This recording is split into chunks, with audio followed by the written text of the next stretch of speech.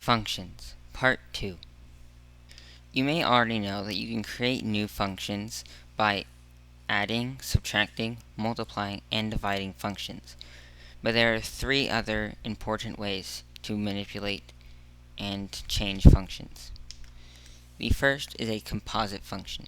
So we have f of x is equal to x plus 1, and we have g of x is equal to x cubed. How would we create a composite of these functions? Well, you would have f of g of x. So how do we evaluate f of g of 2? Well, first we would evaluate g of 2, which would be 2 to the third power. G of 2 would be 2 to the third power, which would be equal to 8. And then we would plug that in to f of x. So we would have f of 8, which is going to be equal to 8 plus 1, which is equal to 9. Another important way to change functions is the inverse function. An inverse function is defined as the function that cancels out another function. It is notated as f of f negative 1x. Let's look at how to evaluate and find an inverse function.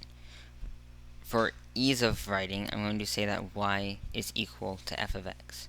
So the first thing we do is switch y and x. So we would end up with x is equal to 2y plus 3. And now we need to solve for the inverse. So we need to solve for y. So if we subtract 3 on both sides, we would get x minus 3 is equal to 2y divided by 2. And we would find that f, the inverse of f, is equal to x minus 3 over 2. The reason an inverse is defined as canceling a function is because if you composite an inverse into the original function, or vice versa, you will be left with x. So if we have our original function, which was 2x plus 3, and then we add our inverse in here, which is x minus 3 over 2, and we simplify this, the 2's will cancel out. We'll be left with x minus 3 plus 3. The 3's will cancel, and we'll be left with x. To graph an inverse, you reflect over y equals x. So y equals x would look like this. And so if we draw just a generic parabola here, to visualize its inverse, we would just reflect over this line. So our inverse would look like this. Our final way of creating new functions is a piecewise function. A piecewise function is a combination of multiple functions. This piecewise function consists of three functions: x squared, x minus 1, and 3. And each one has a domain saying which x values you would use that function for.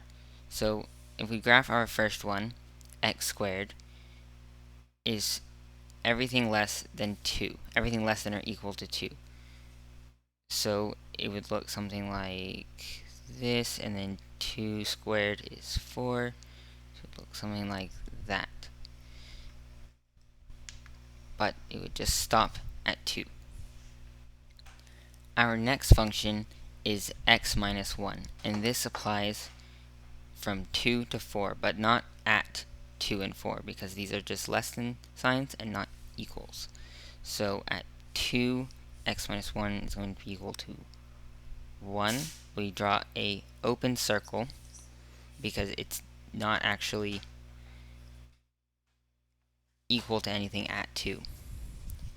And then, so at 4, this is going to be equal to 3, but again, an open circle, and we would just draw a line there.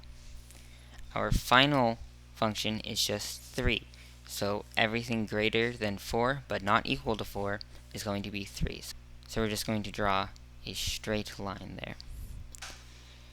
And here, on our first function, x squared, there's going to be a closed circle because this is actually defined at x equals 2.